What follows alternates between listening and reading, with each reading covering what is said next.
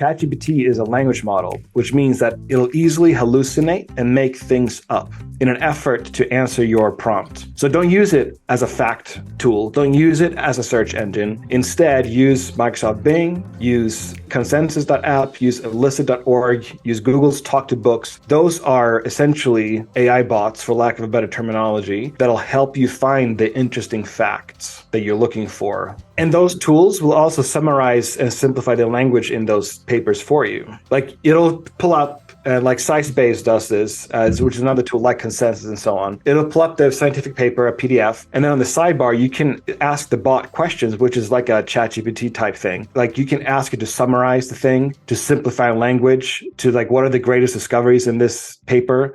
So it's like you're having an interaction with a little chat thing, and you ask questions about the paper, and you can ask it anything, which makes research really fast. All right, welcome to today's VidTao Podcast episode. This is VidTao co-founder Ian Naj, and today we have Mr. Sam Woods. Sam is one of the leading minds when it comes to applying artificial intelligence, machine learning, etc., to marketing. And he's not just someone who started doing this when Chat GPT came out a few months back. Sam's been doing this since around 2016. He's been deeply involved with all sides of machine learning, data science, and applying it to marketing. And we have a really fascinating episode today. We're going to dive into some real tactical applications for machine learning, for Chat GPT when it comes to your marketing, etc. So get ready to take notes on that. And also we're going to get into more of the implications for what artificial intelligence holds for marketing and also for humanity in general. Sam has a lot to say on it, very well informed. He's got an amazing email newsletter called bionicmarketing.io. Recommend you check that out. But in the meantime, let's hear what Sam has to say and dive on in. This podcast is brought to you by VidTao.com. VidTao is our free YouTube ad library and spy tool, research tool. It's VidTao.com. At VidTao, we have close to 1 million unlisted YouTube video ads that you can search, find, discover how they're doing on a day-by-day basis. So you can really see what ads your competitors are running, see ads in different markets that you can model to create new winning ads for yourself, and a whole lot more. It's all there inside VidTao.com. Plus, we have a premium edition. So the database is free to access, but then we also have a premium edition where you have full unlimited access to the database. And inside there, we also provide training. So we also run an agency called Inceptly. That's INCEPTLY, Inceptly.com, where we've managed over $150 million on YouTube. It's a video traffic agency, and we've worked with everyone from brands like Descript.com, Huel, to real scrappy direct response, info products, supplements, health, beauty, e-commerce, you name it, we've done it, and love sharing what we've learned. Every week we drop new training in there, everything from YouTube ad media buying to running e-commerce creatives on YouTube to hardcore tracking and attribution tutorials to really level up your data science game for advertising, and everything in between. Right now, as we speak, we're working on a training regarding YouTube Shorts. Hopefully we'll be live by the time you hear this. On and on and on. This is our passion, is video advertising, and we want to share it with you inside of VidTao Premium. And actually right now, for a limited time, you can get access to VidTao Premium for a very special price. So if you go to VidTao.com, sign up for free, check out the database, upgrade to premium for this very special price. You'll get access to all of the database and all the trainings. And also wanted to add that at Inceptly, we do free brainstorm calls with clients like you. So if you ever want to get help or ask questions about your YouTube ads, your video traffic on other platforms, we're available to chat. Just go to inceptly.com/call, CALL, and set up a time to chat. It's free and would love to speak with you. Our team's waiting to speak with you. So without further ado, let's get into the show. Hey, Sam, you've been active, secure. Not on purpose. Yeah. So like I was about to just take it easy for a year or so and chill. Yeah. And then end of last year, a lot of people started reaching out to me because they're like, dude, because I've shared privately with people over the years what I do with AI, different tools and so on. And so people knew that I was into it, and excuse me.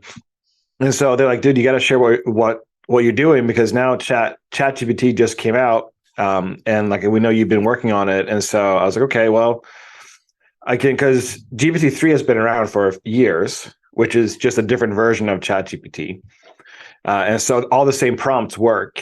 So I spent like a week just trying out Chat GPT, and I realized, all the prompts that I've been using for a couple of years work. And it's even better. So I revised some of my prompts and updated some of my material.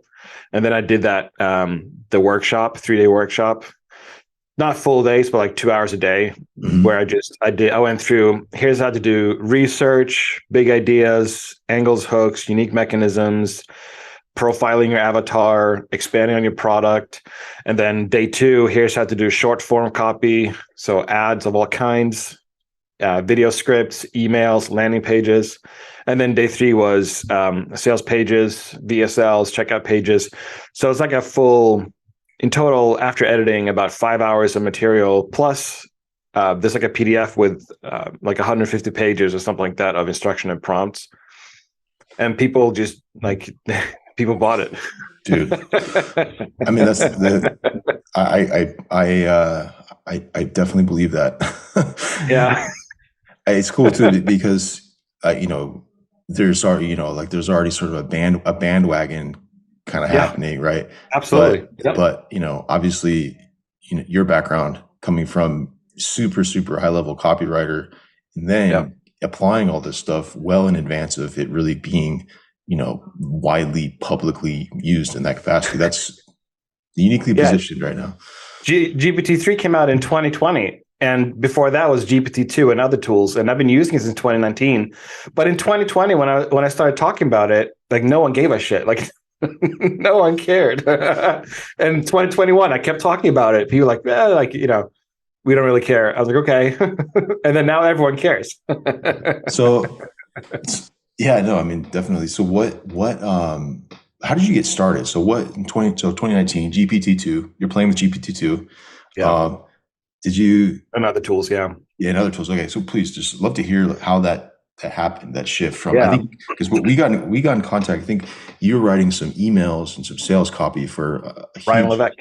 Exactly, for Ryan Levesque and others. Yeah. And so I remember you came super highly regarded in that respect. And then so you have that obviously high level copy background. So yeah, I'd love to hear how that transition happened.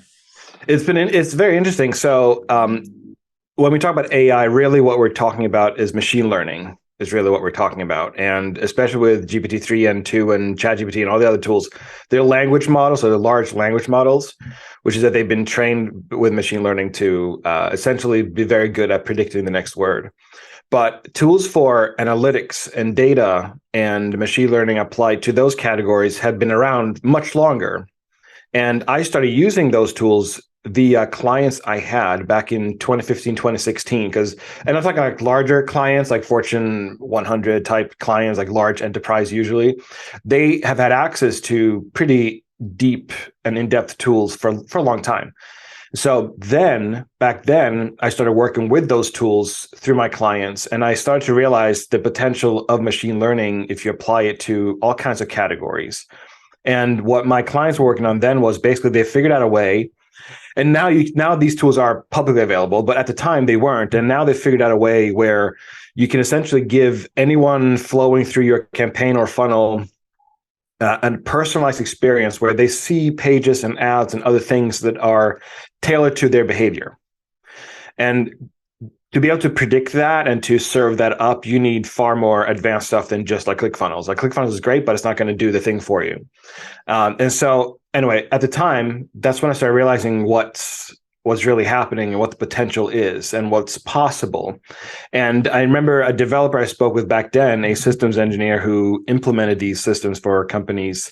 He said, I had a meeting with him just to understand what he was doing for our client. And he said to me, like, give it a couple of years. And this is in 2016, that give it a couple of years. And what we're doing now with data is going to become widely available for text, images, and audio.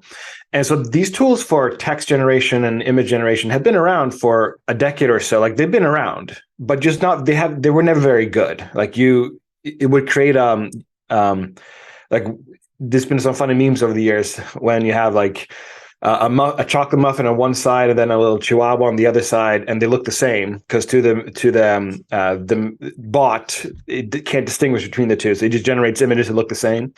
And so these generative tools have been around for a while. Like they're not new, but they just haven't been very good, and they've never been able to produce a lot of text or a lot of accurate images. It's just been kind of a crapshoot. But they've been worked on. But he said to me, like, give it a couple years and you'll be able to start producing text in far better quality and quantity than you can now in 2016, and also for images, etc. And then in 2019, I was a friend of mine who used to work for OpenAI. He left a couple years ago, but he used to work for OpenAI, and he gave me a private beta and some access to GPT-2 when it came out years ago. And he said, just start using it and play around with it and let me know what you think. And so GPT-2 was very rudimentary, like compared to Chat GPT, it's very rudimentary. But at the time, it was mind blowing to me because I could, with a couple of sentences and instructions, it would generate text, whatever I asked it for. Not very good text and not very ton of text, but just it would still be able to generate text. And then in 2020 is when GPT-3 came out and it was made available to the public. And it's been available ever since, and it still is available. And it's inside what OpenAI calls Playground inside their website. But I think because it wasn't intuitive to use, and it wasn't very easy to use, like you have to log in, you have to go to this page, and there's a field where you put in your text, and then there on the right-hand side, there's a sidebar with controls and things you change depending on what you're looking for. And so I think that was a barrier to entry for a lot of people because they weren't sure what to do with it. And then when you put prompts in, you would get text back, but just because of limitation in token size and token quantity, you couldn't get a ton of text back. So for a lot of people, it was like, oh, it's a fun tool to play with, but they weren't sure how to make it give them emails, ads, or copy. But I figured I had to do it in just a matter of process. And you just have it's like you're having a conversation with it where you give it prompts and then you get output back. You keep some of the output, you revise it, you prompt it again. And it's like a process. And then when ChatGPT came out last year, it just made that 100 times easier.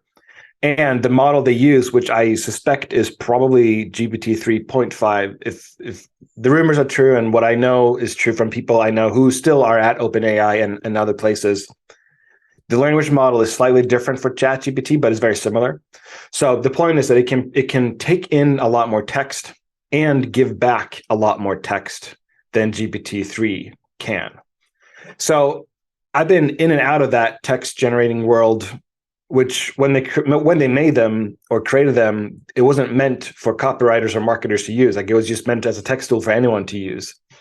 And over the years, you've had other tools that have used other language models, like there's Pseudo-Write, there are other applications that sit on top of APIs and essentially are just an application layer. So these text tools have been around. They haven't been very good. You've had to really know how to get it to produce good stuff if you know what to look for and if you know how to interact with it and if you know how to prompt it and know what to ask it. And now with images, like you could do what you can do now with Midjourney and Stable Diffusion, you could do a few years ago, but the output just wasn't very good. And so the output now for those image tools is excellent. And it's happening with audio, it's happening with video. Any creative work, photography, video, audio, music, text, writing of any kind, fiction, nonfiction, copywriting, it's all happening. There are like thousands, over 1,000 tools in a category we call generative AI, which is what it sounds like is AI for generating whatever. Now we call it AI, but it's not AI the way we classically understand it to be. And it's not really like, it's not intelligent. It's not sentient. It doesn't understand. When I prompt ChatGPT does not understand what I'm asking for. It just knows how to predict what should come next. right? So it's just very fast, very accurate in predicting what should come next. So we say AI. I wish we could change that to be more accurate and say machine learning, because that's really what it is: machine learning tools and algorithms and training models. But it is what it is. So we'll just call it generative AI for now. But in that space of creative work is where a ton of development is happening. Like every week, every day, I keep up with this industry, and every day there's something new, something a leap forward, a new research paper, a new tool that can do amazing things. Like you can, there's text to video, text to audio, where you give it text and then it produces audio and video. And the video, like there's still some glitch here and there, and it looks like you can tell that is not a polished video product, but it's very good. It's very, very good. And there are other tools that use B-roll and like stock video and stock images to produce a video in seconds by just instructions you give it. So for creative, like everyone thought that AI would come for the menial factory labor type jobs first, and it has come to some of those. But what's happening now is it's coming for the white collar, the knowledge workers, the information workers, the creative work. That's where this is happening right now. So it's a huge it's two things at the same time. It's a huge opportunity, and it's also a reason for people to be scared. Like we should be worried and terrified, because if this is version 1, what it can do now, if this is early, very, very early. Imagine version 50, or like whatever the exponential curve is going to look like. So we need to be terrified, but we also need to be excited at the same time. Because if we are terrified, then we will hopefully have some responsible use of these tools. And then the excitement comes where it can be a huge help for marketers, copywriters, media buyers, business owners. Like there's a tremendous opportunity right now to use these tools to be more effective, more efficient, and produce better work across whatever you do. So I started to go off on a rant, so I'm going to stop.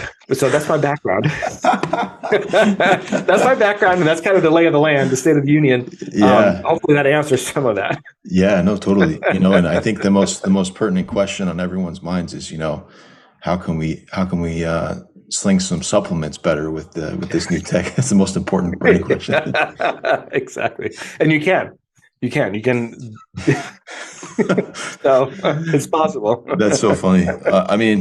Yeah, incredible. Honestly, we'd love to explore the ethical implications and implications for humanity, etc. Definitely important. But you've in terms of, as a marketing nerd, when I hear you talking about your processes, right? And I know you've formalized a lot of this in a course that, I'm super excited to check out whenever it's sort of more made publicly available again. But, we sent a prompt out to our email list before this podcast to ask people what their questions were, and get to some of the specifics, but really curious about your process. And how you go from, let's say, in terms of researching, you talked about going into customer avatars, and also ways to, for instance, pull. One of the criticisms that people give Chat GPT is okay, it's a brain in the box. This is what I hear, right? Like it's not connected to the internet. It's like correct. Internet circa 2021. Is that accurate? That is accurate. And for now, and I believe that will change, not just with that they'll update it, but they will have it be able to use the internet whenever it crunches the numbers, so to speak. So Bing, they've integrated Chat GPT, or one of the GPT models inside Bing. And that one, if you don't have access to it, sign up for the waitlist and get on it. Because that is Chat GPT plus the internet. So if you use Bing search, which they call it Bing search, that chat is GPT, probably GPT-3, Chat GPT model, plus the internet. So it's the capabilities for using the internet is there via Bing right now, and it'll probably come to Chat GPT itself. So it's only a matter of time before it'll be up to date, not just up to a certain date, but daily up to date, so to speak, because it'll be able to search the internet for you, essentially, is what that comes down to.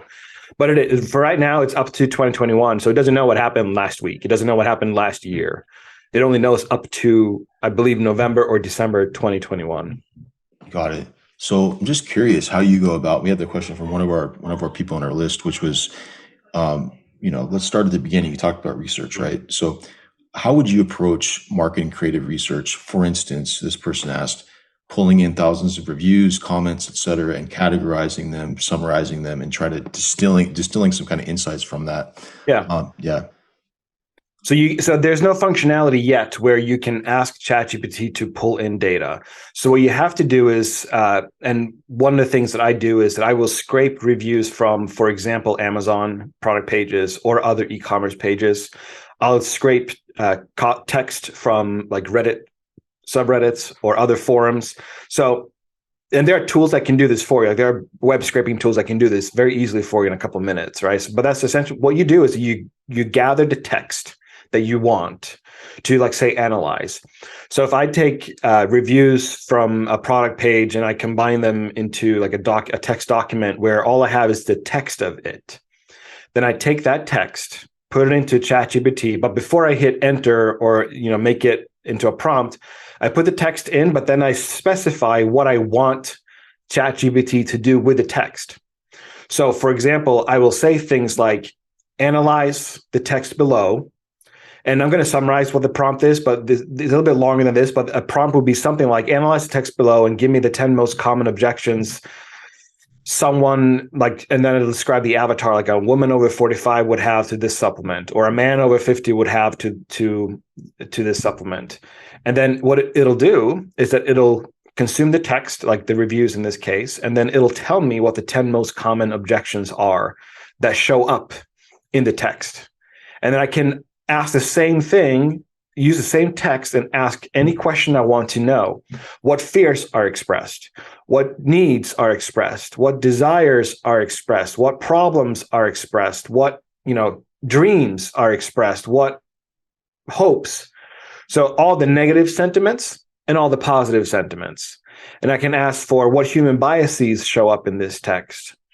So you can ask ChatGPT any question you want, any question you want to know the answer to, just give it the text. So in the research phase, like, it's not just you coming to ChatGPT or GPT-3 and prompting it and then using whatever it'll tell you. Like, you could do that. And that's one way to do research. But a better way is to take existing text of any kind and then have it analyze it and also rewrite it. So for research, like, I will give ChatGPT details, like very simple feature details about my product, whatever it is, SaaS product, supplement product, whatever it is, the features. And then I will put that in the prompt and then ask ChatGPT, analyze these features and then list 20 benefits that someone who is over 50 will experience if they take my supplement, if that's a thing you're selling. And then it'll give me 20, whatever number I ask for, it'll give me those benefits for the avatar that I'm describing based on a feature list. So the possibilities are endless because you can ask it to do anything with the text you give it. And so in my process, I will run through a bunch of prompts, many of them for the product or service I'm selling to flesh out and to understand what benefits are there, what objections might people have, what desires does this fulfill? All the things we know as marketers that we should touch on in a sales page or a funnel or any kind of sales message. I ask for ChatGPT to expand upon those things based on very simple product information. Then I'll move on to the avatar and I'll describe who my avatar is to ChatGPT. And I'll start asking it and I'll say, for this avatar, blah, blah, blah, blah, blah, who uses this product, and I'll describe my product. And then I'll start asking, what could they experience? What dreams would that fulfill? What benefits would they experience? What would their life look like? And I'll just ask about a series of questions that I want to know about my avatar in relation to my product. And then ChatGPT will tell me these things. And then I'll bring text from the outside world, so to speak. Like, I'll bring the reviews, I'll bring the Reddit stuff, the forum, all the voice of customer research that we all know as marketers we should use and make use of, their language. I will collect their language wherever I can find it, make it into simple text, and then analyze it and prompt it to rewrite it. So if I give it, let's say, a chunk of reviews, product reviews, and I want to turn that into, let's say, 10 Facebook ads or 15 Facebook ads or 10 Google ads or 8 YouTube ad scripts, that's what I do. I will, here's the text, I'll paste the text, and then I give it instructions before I hit enter, and I'll say, write, and let's just pick YouTube ad scripts, write 10 video ad scripts of about a minute in length.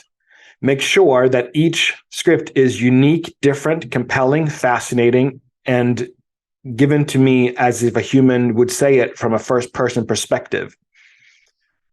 And there's more to it, but it's a simple prompt that describes what you want. So if you know what kind of video ad you want, you just describe it.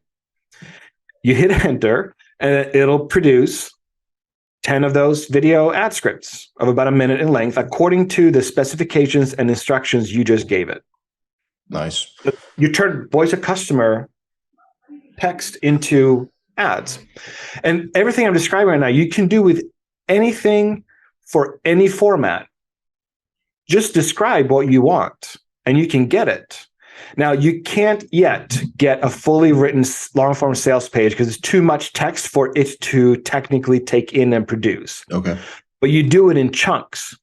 You do it in steps. Start with a headline deck and the lead, move on to whatever other section comes after it according to your sales page, problem, agitation, probably, and then solution and outcome. And you just do, it's like you're having a conversation with Chat GPT, and you give it instructions step by step, and you do it in chunks. Same thing, like you can get a landing page done, but I tend to do these things in steps because you get better output if you don't overload it with a ton of stuff and you just do it in steps. So that's really it. Like you describe what you want and it'll give it to you. That's fantastic. So what, on the technical side, what is the character limit for ChatGPT when you're pulling in these scraped reviews? How many can you pull in, and how do you actually manage? Let's say you have 1,000 Reddit comments or something, some giant Reddit thread that's relevant. How do you actually prioritize and then chunk it up? So this changes because they make updates to ChatGPT. So right now, from what I can tell, it has a look back window of about 8,000, I believe 8,000 words, meaning that it can look back from what you said 8,000 words back. The input field itself is probably around 3,000 to 4,000 words in limit. What I found that I get, but what happens is if you give it too much, then the quality degrades when it gives you output, even if you give it up to the limit. So the best practice right now, which might change in a few months as they make updates to accommodate bigger inputs or outputs. But right now, the best practice that I found is that I give it no more than 1,500 words in a single prompt if I use a single prompt. I tend to average around 900 to 1,000 words just because of how the process I have that I use and do things in chunks. But I believe the limit for an input window is, at the time as we're talking right now, is probably up to 4,000 words. It may be less, 3,500 probably. But this changes. Like it used to be 10,000 words and bigger, but they modify and filter and so on. So what you do is, if you have, let's say, 5,000 words worth of review language. Now, what you can do is that you can do this in a spreadsheet. You organize by length of the review, like how long the word count is. And then you start by just looking through, and you divide it up on your own first, and then you do them in sections with ChatGPT. You can also split them up into a bullet list and then ask and do them in chunks of 1,500 words and ask ChatGPT to rank the most emotionally intense review in the list that you give it. Then it'll rank it and give you what the most emotionally intense review is. And so you can do them in steps like that. Now, I think that updates coming this year, I believe that limitation will be expanded so that in a single prompt, I believe the word count will probably double, is from what I've read and seen.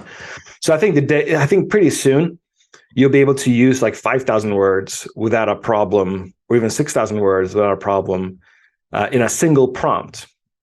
So not just in steps, but a single, like you literally paste in 5,000 words and it'll do whatever you ask it for.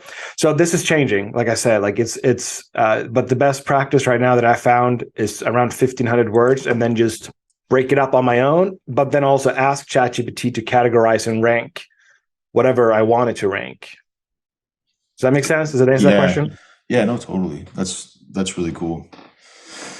Got it. Yeah, that makes a lot of sense. And then, I got another question here from someone. They're wondering, let me see if I can. Okay, yeah. So usually GPT writes convincing copy that lacks specifics like stats or unusual but relevant facts. What's the best way or process to inject that into a pre-lander copy? So like an advertorial.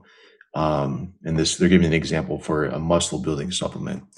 Yeah. So like maybe, I don't know, like some weird, let's think about like the American Parasite video sales letter from years ago, where there's that whole crazy story. Is there a way to really, if I'm understanding the question correctly, to sort of discover relevant, interesting, weird types of information that you can then inject into the marketing process? Not through Chat GPT itself right now, because it's a language model, which means that it's not a fact model or a scientific model, if that makes sense. It won't it'll get some facts right. Mm-hmm. But it'll also get a lot of them wrong. So don't use it to don't use it as a search engine, because that's not what it is. However, now, and this is just like the past couple of weeks, for someone who wants to find interesting facts like that with the help of ChatGPT, use Bing, Microsoft's Bing. Because Microsoft's Bing, their chat is ChatGPT, but with access to far greater knowledge, as in the internet, than what ChatGPT on its own can do. So if you want to keep that chat functionality and ask questions, then use Microsoft Bing, because it'll give you those things, and it'll be accurate because it pulls it from elsewhere, and it like the internet, and doesn't pull it from its own language model. So, but there are other tools. So there's they use different types of language models based on machine learning, and that is consensus.app, elicit.org, and Google's Talk to Books. Those three sources, what they have done is applied language models and machine learning to all the scientific papers in the world. And so you can, like Consensus, you ask Consensus a question of what you want to know, and then it'll find all the papers and scientific facts on it. And so what I do is if I do research, or if I have a project that would be for something that involves a scientific fact of some kind, like for a supplement, I will find the fact somewhere else, like Consensus or Elicit or Niva.com and so on, or at this point, Microsoft Bing. I will use those tools because they are machine learning based tools to find the facts. And then I'll just use ChatGPT to rewrite them into something interesting. Because again, ChatGPT is not a search engine. It is not a fact model. It's not for general research where you ask for facts. It'll give you facts that are sometimes accurate, but it'll also give you facts that are not accurate. It has its own little fake news bent. Like, it'll just make shit up. Like, this is what I hope people understand. Like, ChatGPT is a language model, which means that it'll easily hallucinate and make things up in an effort to answer your prompt. So don't use it as a fact tool. Don't use it as a search engine. Instead, use Microsoft Bing, use consensus.app, use elicit.org, use Google's Talk to Books. Those are essentially AI bots, for lack of a better terminology, that'll help you find the interesting facts that you're looking for, the weird things, the really crazy things too. You think that answers the question? Absolutely. Yeah. Okay. Those tools sound amazing as well. I mean, especially digging into those scientific papers that are relevant. I mean, amazing discoveries to be had there for sure. And those tools will also summarize and simplify the language in those papers for you. Wow. Like it'll pull up, like SciSpace does this, which is another tool like Consensus and so on. It'll pull up the scientific paper, a PDF, and then on the sidebar you can ask the bot questions, which is like a Chat GPT type thing, and you say like you can ask it to summarize the thing, to simplify language, to like what are the greatest discoveries in this paper. So you can, it's like you're having an interaction with a little chat thing, and they ask questions about the paper, and you can ask it anything. That's awesome. Which makes research really fast. Yeah. And also simple and easy. Wow. So, I mean, there's some amazing tactics and approaches, and it sounds like, this is changing day by day. There are new things. Yeah. Yeah. I mean, what's been the biggest thing in the last week, and you're just off the top of your head that you've seen? The past couple of weeks, I'll say. So Microsoft Bing just came out like maybe 3 weeks ago or something as we're talking right now, but they've expanded the functionality. So whatever's happening with fun, like I never thought the day would come where I would say, go check out a Microsoft product, but here we are. Like it's happening. And so, but because it's good, like because it's Chat GPT together with the internet. So that one is huge. Another one is Runway ML, which is like a creative tool suite, and Playground.ai, where you have now really good text to video. Oh, wow. So you give it text, describe what you're looking for, and then it'll make a video for you. Wow. So like the limitations on creative work are quickly disappearing. So for marketers, for any campaign you're putting together, ads, landing page, emails, like whatever, anywhere there's a creative asset of any kind, image, video, audio, text, all of those things can be done with tools now. And like there are tools coming up every week. Like 2 months ago, there were like 500 or 400 of these tools. Now there are over 1,000 of these tools. Wow. It's all there. Yeah. Yeah. It's all available. So I'm really curious, as someone who's been doing stuff in this space, really machine learning, et cetera, applied to marketing, interestingly, for the last, it's been like 7 years, right? It's been a while. What are you most excited about right now? Right. I know that I'm just curious, what projects are you working on that you can share with us just to give us an idea of what's coming down the pipeline? Yeah. So things I can share that I can't tell what the names are, but what I will say was what I'm excited about seeing this year in the marketing space, particularly, is so these tools exist right now, but they're enterprise level. And that's where you have, I guess you call them liquid funnels, for lack of a better word. Like they organize and self-organize according to whatever the behavior is of the person clicking and doing things. And so that functionality is going to become available to regular people, companies who don't have, who are not 100 million plus a year or 500 million plus a year. So those tools are coming where it'll be possible for people to set up campaigns and funnels that show people different things depending on what they've done. And there'll be tools where you give the tool description about your product, like product information, like what it is, what you're selling, and then who it's for. And then with a few clicks and a few directions, it'll create all the campaign assets you want.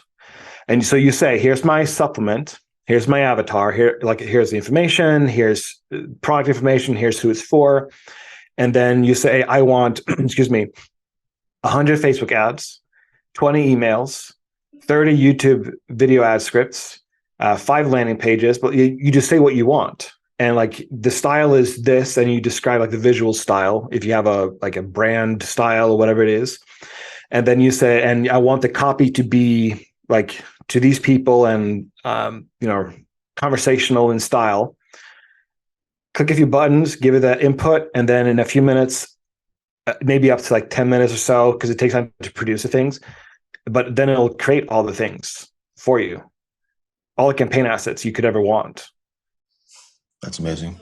Wow. And a third thing that I'm excited about, to close the loop on that, the third thing is predictive modeling and predictive forecasting for based on your list and based on even an audience you have that you target on, say, Facebook or Google. So what's going to become available are pretty deep analytics for regular people. So this exists already, but for bigger companies.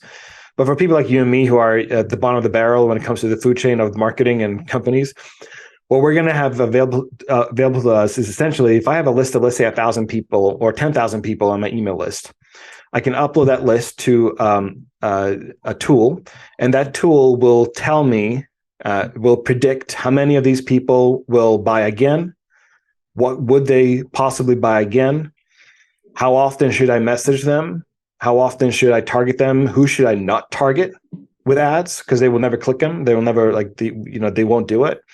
And so it'll give you a forecasting and modeling report that gives you in-depth understanding of your list, their behaviors, their wants, their needs, what they're looking for, what they're in the market for, and then forecasting as in, like, let's say a 10,000 person list, just for making it simple.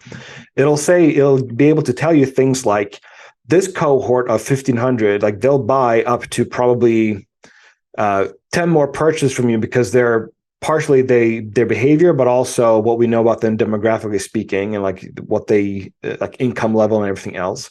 This other cohort, like, you at best you can probably sell them 3 more things, but then they probably won't buy after that.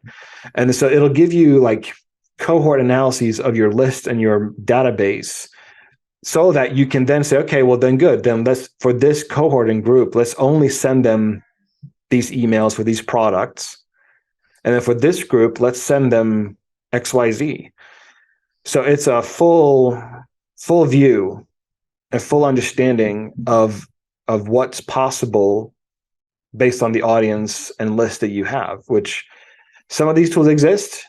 They just don't exist for us regular mortals yet.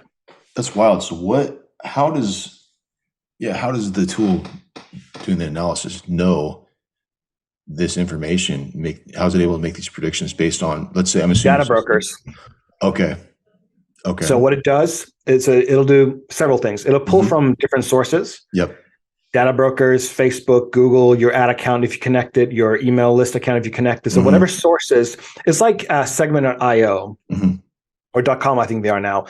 They just combine all these data sources into a single thing.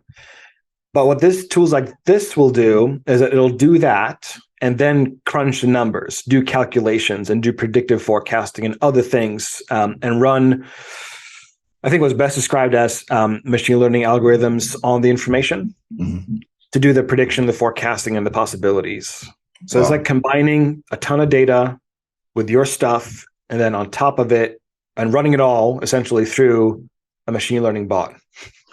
Wow. That's the simplest way I can explain. Does that make sense? Like, I try to keep it very simple. I mean, it makes, approximate sense for, like you said, mere mortals. I see the promise for sure.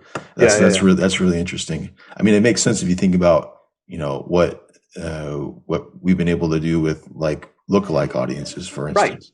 Right. Yeah. So that's really interesting. But in this case, what will happen is it'll tell you, for these group of people, like, don't bother showing them ads because they will probably never click them. So for you, for ad spend and ad budget and strategic, like, you'll be able to be much more efficient with your ad budget because you'll have a bunch of people that you'll try to exclude to the best of your possibility of your capabilities from seeing your ads, because to show them ads is a waste of budget because they'll never click it. So why would you show them your ads, right? So there's going to be another depth and layer to what you're able to do with your marketing because of it. Yeah, makes sense. So just curious, a couple of things. How do you discover new things that are going on in the space and sort of stay on top of everything that's happening? I'm just curious. 2 things, Twitter. And then I have researchers that I've trained on what to look for and what to dig up. Nice. So every week I have researchers. I got 2 people right now, and so I spend time just looking at stuff and keeping up to date. But then I have researchers who will do a bunch of other things too. And then I get a weekly report of like the most useful thing that has happened the past couple of weeks in the space. And that's how I keep up. Now, I share some of that in an email newsletter, but like, that's basically how I keep up. I just have people helping me. That's great. and we use AI tools to like summarize and to keep track of specific topics on different platforms, so that like we don't have to go dig and click We just use tools that gather information for us, AI tools that do this for us, curate a lot of it, and then we do our own sifting to figure out. That's cool. And then also, other question is, so, obviously you have this really strong writing sort of, I guess, right-brained background. Do you have you also incorporated more of, like, let's say, coding, the data science type skill set over the years? Is that something that I have? Yeah. And so I'm not a math person in that classical sense, but because of the space where it's going, I had a background in like very simple web development, like HTML and CSS, and some JavaScript. But what I've added to I'm not proficient in these languages, and I'm not like an expert, and I'm not going to find a job tomorrow doing these things, but I've learned some Python and expanded my JavaScript understanding, because if you want to deal with machine learning, especially Python and Java, and on the web, Python and JavaScript are like essential. And so I've, even though I'm not a math scientific person where I'm very left brained, like I'm not at all very good at it, but I keep up with it and I learn as much as I can and as much as I can understand, because the better I understand what's happening, the better use of a tool I can make. So I just, I read papers on machine learning and stuff. I don't understand like 80% of it, but I use AI to help me understand and just get an understanding of what's happening. Because the implications of all of this are pretty far reaching. Like this goes way beyond a Facebook ad. This goes way beyond marketing. Like what's happening with artificial intelligence / machine learning, to be accurate, is pretty nuts. Like it's pretty nuts. And it's easy for people to get jaded online because there's always a hype cycle for anything. And Chat GPT is in a hype cycle. Like it's a hype cycle right now. However, this is technology that's being implemented compared to a lot of other things that were never implemented. So like crypto was in a hype cycle for a long time, but not much was implemented in crypto. Like it exists. You have these different blockchains that exist and tokens and everything else. But not a lot of companies have implemented crypto into what they do. AI and machine learning is being implemented right now into everything that companies are doing, not just marketing, but across HR, legal, anything that a business does. Right now, AI or machine learning is being implemented. That hasn't happened for a lot of hyped technology, but it's happening with machine learning. So that's why I'm saying like it's more than just I can get 100 ads written in 2 minutes. Like that's a sideshow. That's not even interesting when you compare it in the bigger picture as to what's happening, not just in business, but also on a like societal level. Like there's a lot of stuff happening and it's accelerating. So if we set all the marketing stuff aside for a minute, and earlier you mentioned the sort of catastrophic potential consequences, and then also the promise. I'm just curious what you see on both ends. Let's start with the bad news first. The bad news, which like the bad potentials or opportunities are almost infinite, unfortunately, because the only limitation is mankind's ability to come up with bad shit. And so what is unfortunately being put in place, unless this is stopped on a legislative level, is that where the US and the West, and especially Europe is already there, but the US is getting there, where surveillance systems are becoming far more sophisticated. And these systems could and can and will be used for control. And so the bad possibilities of AI is that you have a very, very efficient and very accurate and very good tool for surveillance and control, where your interactions with reality is dictated by algorithms. And so your ability down the road, your ability to get a loan or to buy a car or to buy a house or to buy anything in the store can be and is on the path of being surveilled and controlled. So if you have an outstanding parking ticket, then give it a couple of years or even a year, depending on how some governments implement this. If you have an outstanding parking ticket, then your debit card will be shut off in the store and you won't be able to buy groceries because you have an outstanding parking ticket. That level of control is possible. And this is why I want people to be terrified, because who wants to live in anywhere, your small town, like algorithmically controlled, where your ability to do anything is based on algorithms and what they know about you. You jaywalking, sorry, we're not going to allow you to buy milk until you go to court and figure that out. Like I said, that level of surveillance and control is now possible, and is only a matter of will, whether someone is going to implement it or not in the US and in Europe. Europe is farther along on the surveillance side, I'm sorry to say, but they're farther along on that side where they are actively implementing tech that has that level of control of your life. And it's only a matter of time unless someone stops it until they're there. In the US, it's a little bit harder based on how the US is set up in terms of the federal government and state level control and so on. But there are, so New York City, the mayor there, he wants to set up surveillance towers on every street in New York City that actively surveils and tracks everyone who's walking around and uses facial recognition to identify you. They say is to keep you safe, but you don't need yourself to be facially recognized with an algorithm to be safe. Mm-hmm. Right? But that's a level of control that's possible, where anywhere you walk down the street, there's a little camera that recognizes your face, facial recognition, identify you on the spot in seconds, and know exactly where you're going and what you're doing. When that level of surveillance exists, the possibilities for control is endless. Mm-hmm.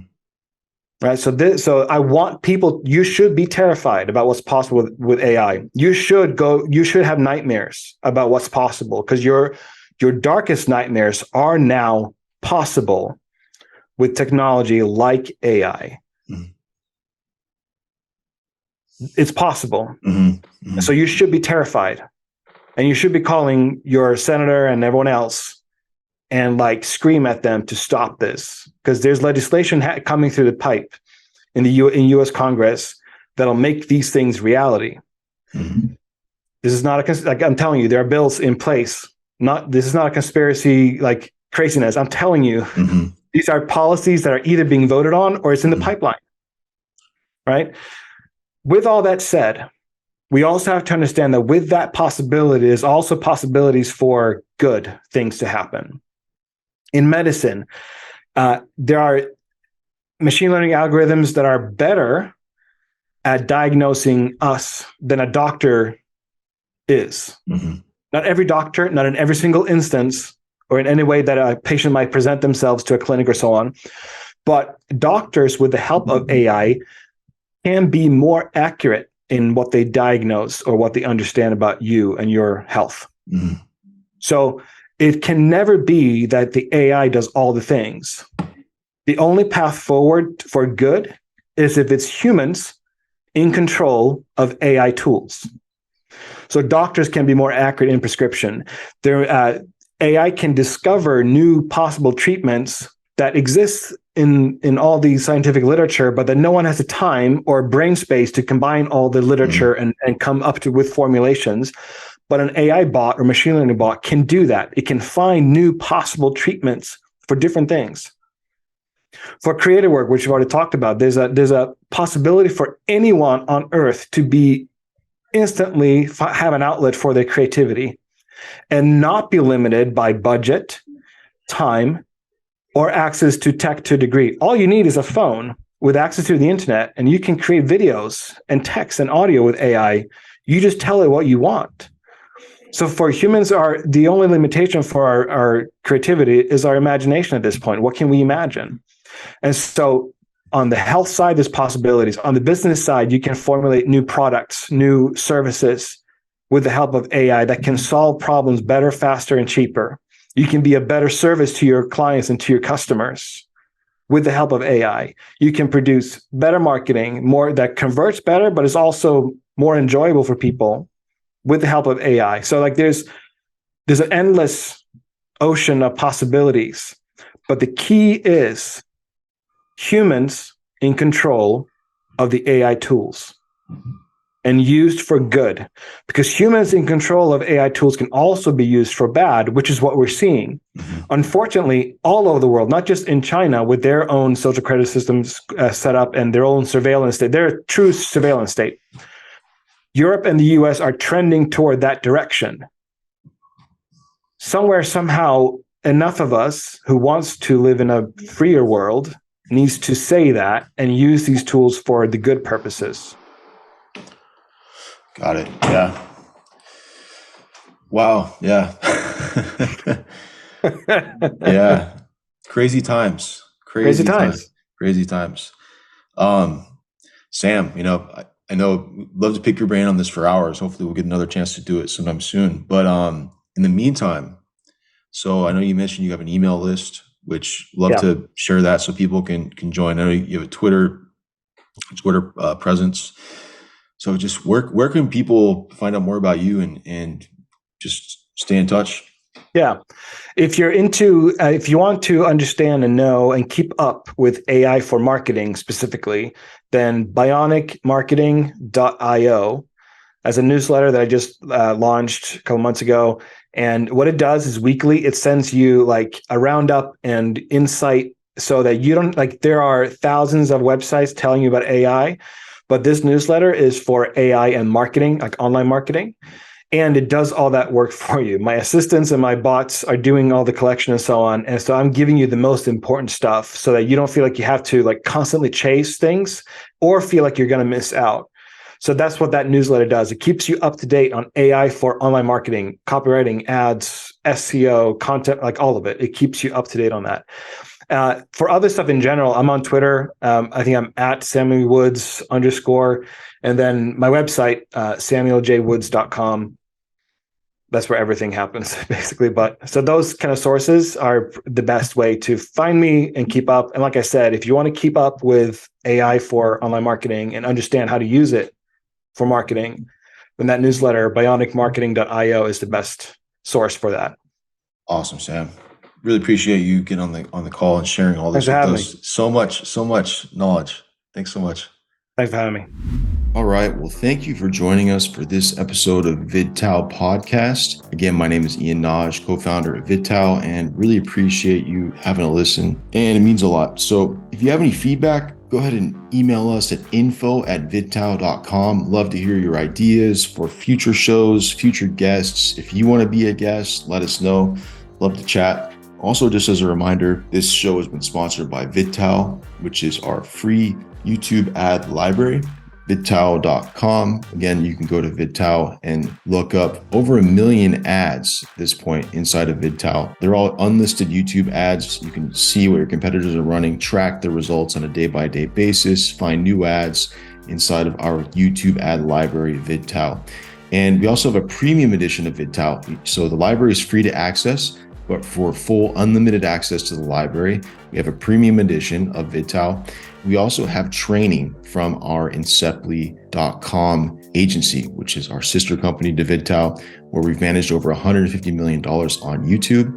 We provide training on media buying, creatives, tracking, copywriting, everything in between. It's all there inside of VidTao Premium. And right now we're running a very special deal on VidTao Premium. And you can go claim that right now at vidtao.com. When you sign up for free, you'll see the offer to join Premium and go there and check that out. And last thing, we also do free brainstorm calls with our agency Inceptly. Go to inceptly.com/call. And we love brainstorming with you on your video advertising and just marketing in general. Love to chat. So inceptly.com/call, CALL. Would love to speak with you. So thanks again for joining us and looking forward to the next show. In the meantime, have a great week.